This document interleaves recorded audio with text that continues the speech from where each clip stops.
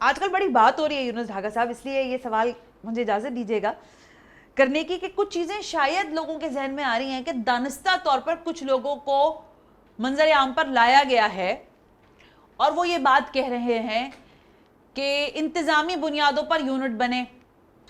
کراچی کے مسئلے پر آپ کا جی کچھ لوگوں نے صوبوں کی بات کی ہے، صوبوں کی بات کی.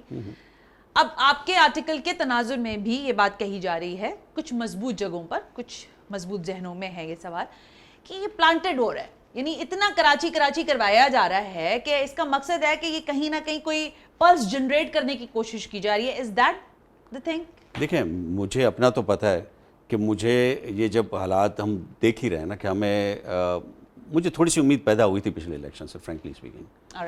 پچھلے الیکشن کے اندر ہم نے سنا کہ بلاول بھٹو صاحب نے فار ایگزامپل انہوں نے کہا تھا کہ کراچی کی ترقی کو اب میں خود دیکھوں گا.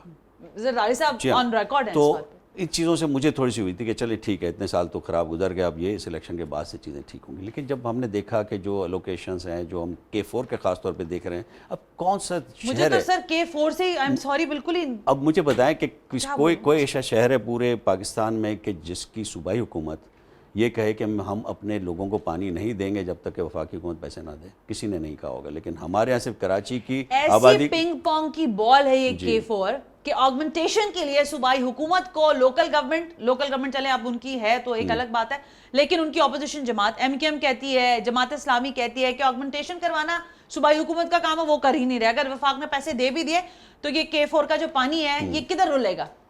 بات وہی ہے نا کہ ایک پنگ پونگ کی بال بنا دی ہے. ایک جو نظر آ رہا ہے کہ لیک آف اونرشپ ہے کہ ان کو بس اب کراچی بس چلتا ہے جیسے چلنے دو. تو وہ اس کی وجہ سے پھر میں نے کہا کہ یار اب یہ ساری باتیں ہمیں ریکارڈ پہ لانی چاہیے کہ کراچی کو کیا اس کا رائٹ ملنا چاہیے، اور کراچی کے سارے مسئلے اگر اس کو رائٹ فل شیئر ملے تو ہو سکتے ہیں. وسائل کی کوئی کمی نہیں ہے. That was the only purpose of my writing. جس آرٹیکل کو لکھنے کا مقصد یہ تھا. ہاں یہ آپ کی بات یہ ہے کہ میرا اکثر جو ٹارگیٹ تھا وہ 11th NFC ہے کہ 11th NFC میں کچھ صحیح فیصلے ہو جائیں کہ اگر جو ہمارے ساتھ نقصانات ہوئے ہیں اتنے سالوں میں، اگر 11th NFC کے لوگ تھوڑا سا ایک ہمدردانہ رویہ رکھیں تو شاید مسائل. یہ جو بات اب ہم کر رہے ہیں کیونکہ ہر چیز ڈسکس ہو رہی ہے، پہلے تو ایسا تھا نا کہ آپ بیہائنڈ دا کرٹنز بہت ساری باتیں کر جاتے تھے، لیکن اب ہر چیز اوپن ہے، لوگ بات کرتے ہیں اس کے اوپر. چاہے انتظامی یونٹ کی بات ہو یا پھر 11ویں NFC ایوارڈ کی بات ہو، ہر آدمی کو یہ سمجھ ہے کہ پیسہ آنا ہے شہر کو، علاقے کو، محلوں کو بہتر کرنا ہے، اور بالخصوص آپ کی پورٹ سٹی اس کو آپ نے بہرحال بہتر کرنا ہے. کیا ہم اس جانب پیش قدمی کر رہے ہیں کہ ہم انتظامی یونٹ کی طرف چلے جائیں؟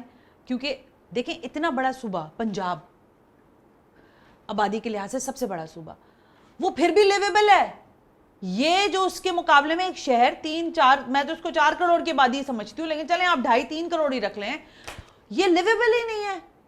پنجاب لیویبل ہے حالانکہ آبادی میں زیادہ ہے، پھر بھی وہاں پر حالات اتنے برے نہیں ہیں جو کراچی کے حالات ہیں. تو آپ کو لگتا ہے کہ انتظامی یونٹ کی طرف پیش قدمی ہو رہی ہے؟ یہ دیکھیں جی اس کے متعلق کئی لوگوں نے باتیں بھی کی ہیں، ریسرچ بھی کی ہیں، آپ کو آرٹیکلز بھی سنے ہوں گے، ٹی وی پہ بہت باتیں ہوئی ہیں.